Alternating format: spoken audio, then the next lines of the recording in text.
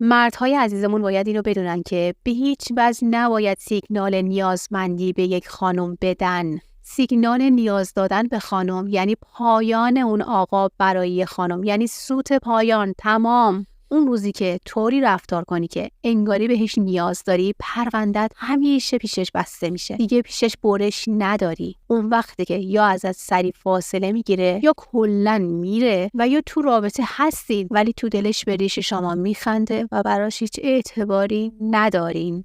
پس سیگنال نیازمندی دادن ممنوع. شما از همون اول باید جوری توی رابطه رفتار بکنید که با قدرت بهش نمایش اینو بدین که ظرفیت از دست دادنش رو دارین. بهش نشون بدین که از رفتنش، از به هم خوردن این رابطه هراسی ندارین. نشون بدین که معتقدین رابطه یک قرارداده و توانایی پذیرش و آمادگی اینو دارین که هر لحظه ممکنه رابطه تموم بشه و اینو آویزه گوشتون بکنید که شما زمانی میتونین عمر رابطتون رو تضمین بکنید که ترس از دست دادنش رو نداشته باشین. کسانی که توی کودکی طرد شدن معمولا به طرز فجیعی ترس از دست دادن رو توی رابطه با خودشون یدک میکشن. یه نکته خیلی خیلی مهم که جاش داخل پرانتز همینجا بهتون بگم و خیلی مهمه که این آگاهی رو داشته باشین اینه که چه زن و چه مرد وقتی که در کودکی به شدت بی‌توجهی دیدن و به شدت طرد شدن، توی رابطه هاشون همیشه 2-3 تا چالش غیر قابل تحمل رو برای خودشون و برای پارتنرشون رقم میزنن. یکی این که همیشه ترس از دست دادن دارن، پس در این صورت یا زیادی خودشون رو واسه رابطه خرج میکنن و زیادی از خودشون مایه میذارن که مبادا رابطه رو از دست بدن و طرد بشن، و یا نه رفتارشون معمولیه ولی سندروم و ترس از طرد شدن رو دارن و خیلی زیاد به زبونش میارن و همین به زبون آوردنش وقتی که توی حرفاشون ترس از دست دادن و داره هی جار میزنه، ممکنه بسته به شخصیت پارتنرش اون پارتنر از رابطه سرد بشه. و نکته خیلی خیلی طلایی دیگه هم که وجود داره اینه که معمولا این افراد از اینکه بهشون زیادی محبت بشه میترسن، محبت زیادی رو پس میزنن، نمیتونن هضمش بکنن، همیشه طرد شدن، همیشه تو سری خوردن، همیشه تنها بودن، پس خودشون رو لایق محبت و عشق نمیدونن. حالا اگه طرف مقابل هم کسی باشه که زیاده از حد احساساتی باشه که لبریز از عشقشون بکنه، دیگه بدتر.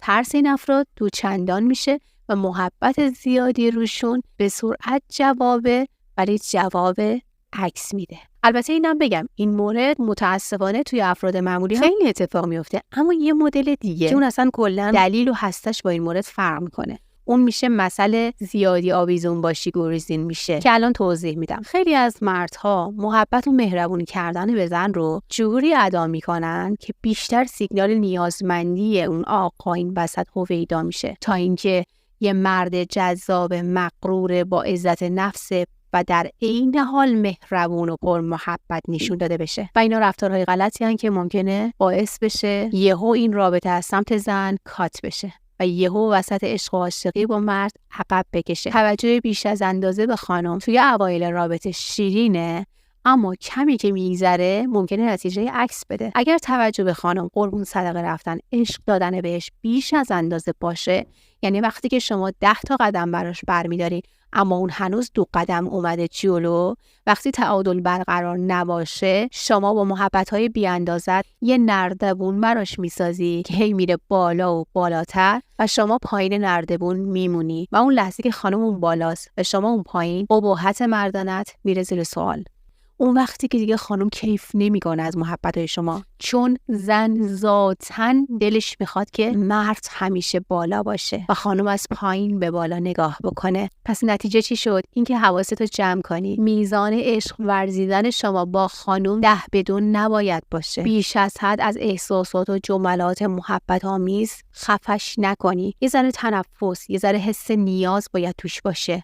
شما باید هدفهای خودت داشته باشی، برای وقتت برنامه‌ریزی داشته باشی و یه تایمی از روز باید مختص رابطه باشه، نه بخش عظیمی از روز شما. هر چیزی زیادیش دل رو میزنه. محبت شما نباید در حد ستایش کردن باشه. توجهی که خرج میکنید باید معنا داشته باشه. صد توجه گذاشتن باید زمانی باشه که در ازاش هم شما دارین متقابلا دریافتش میکنید. شما نباید جوری رفتار کنید که سیگنالی رو بهش بدین که اون خانم تنها گزینه مناسب برای شما بوده. ببین قرار نیست که شما بیایی جوری رفتار بکنید که هر لحظه حس ترس این که اونو ترک بکنید و برین سراغ یه دختر دیگه بهش دست بده ها، یا در واقع همون حس خیانت بهش دست بده. نه به هیچ وجه من اینو از شما نمیخوام. فقط باید جوری رفتار نکنی که فکر کنه شما فقط ایشون رو پسندیدی و به قول یه موجود خاصه که از ناف آسمون افتاده پایین. از خوبیاش تعریف بکن، ولی نگو تو تنها کسی هستی که این خوبی منحصر به فرد رو داری. اگر حس خوب و عالی رو داری باش تجربه میکنی، اینو بهش منتقل کن، ازش تشکر کن، بهش بگو که چه حس خوبی باهات دارم.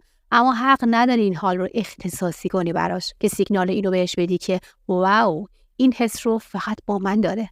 ببین خلاصه بگم که توی ذهنت حک بشه. این جمله رو توی ذهنت حک کن. جمله تو تنها زنی هستی که جای خالی. این جمله ممنوع. به هیچ وجه این جمله رو به کار نبر. پس چی شد؟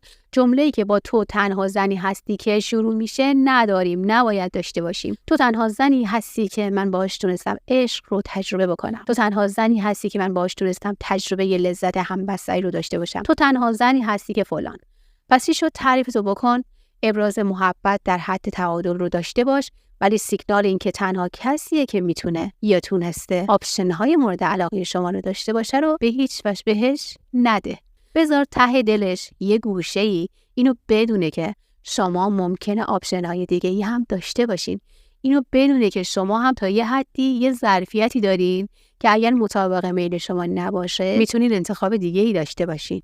اینجوری میشه که براش ثابت میشه که نه بابا، اون ستاره سهیلی که از وسط ناف آسمون افتاده پایین من نیستم. اگر داره به من محبت میکنه، منم باید براش شکران بکنم. منم باید احترام این محبت ها، این تعریف کردن ها رو داشته باشم. منم باید برای رابطه تلاش بکنم تا ویژگی هایی که مورد پسندشه بیشتر تقویت بکنم تا خاص‌تر از این بشم براش. و زن کی به اینجا میرسه، کی این انرژی رو خرج میکنه؟ وقتی این انرژی رو خرج میکنه که شما بهش محبت کردی اما یه جای خالی گذاشتی.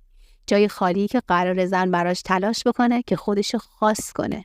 چون بهش ثابت شده که شما برای خودت ممکنه آپشن های دیگه هم داشته باشی و این رابطه وقتی بیمه میشه که من زن هم از خودم مایه بذارم. اینجا به زن ثابت شده که شما توانایی جایگزین کردن براش رو دارین. پس حالا تلاش میکنه که خاص باشه براتون. چون اگه یه خانم مطمئن بشه که مرد ناتوانه توی پیدا کردن دخترای مورد علاقه‌اش و این خانم تنها انتخاب اون آقا بوده، حس رقابت طلبی خانم از بین میره. خانوما لذت میبرن از اینکه برنده بشن و یه مرد رو مال خودشون بکنن. وقتی این حس وسط نباشه و مردی که باهاشون خواهان دیگه‌ای نداشته باشه و اون حس رقابت این وسط نباشه، حس مال خود کردن این وسط نیست و هیجان داشتن شما منفی 0 میشه. پس حواستون جمع باشه. سیگنال اینو ندین که تو نباشی من هیچم و من انتخاب دیگه‌ای ندارم. راستی اینم بگم که گوش به زنگ باشید که یه آماری نشون داده خانم‌ها زیادی تو کار این نوع تست هستند و مردها رو به طرق مختلف تست میکنن و خیلی هم شده که شروع میکنن به این تست و میان فاصله ها رو شروع میکنن. متاسفانه مردهای احساساتی عاشقون تو این مرحله بدجوری پنیک میکنن و از ترس به زن بیشتر نزدیک میشن که اتفاقا اینجا وقتشه که شما یه مرد هم عقب بکشی و بازتاب اینو بدی که اگر عقب کشیدی منم عقب میکشم. نباید تعقیبش کنید که اگر تعقیبش کنید بیشتر ازتون فاصله میگیره. پس حواستون باشه. توی قانون رابطه یه قانون همیشه برقراره، اونم اینه که کیفیت بالاتر از کمیته. این قانون به ما میگه که چند حرکت محدود اما درست بهتر از 10 حرکت نیمه درست یا غلطه. پس ببینید چقدر آگاهی میتونه شفابخش باشه. این کانال هم برای همینه، برای اینکه شما هر آنچه که لازمه داشتن یه رابطه عالی هست رو آموزش ببینید. پس اگر همراه جدیدمون هستین کانال رو سابسکرایب کنید، زنگوله رو هم فعال کنید تا به محض آپلود ویدیو نوتیفیکیشن براتون بیاد و اولین نفری باشین که توی این کلاس آگاهی پای ویدیو میشینید. مرسی از همراهی قشنگتون. خوشحال میشم اگه تجربه در مورد توضیحات این ویدیو داشتین برام قسمت کامنت ها بنویسید و برام از حستون هم تمام و کمال و عمیق بنویسید تا با هم صحبت بکنیم. دوستتون دارم. خدا پشت بلایتون تا ویدیوی بعدی.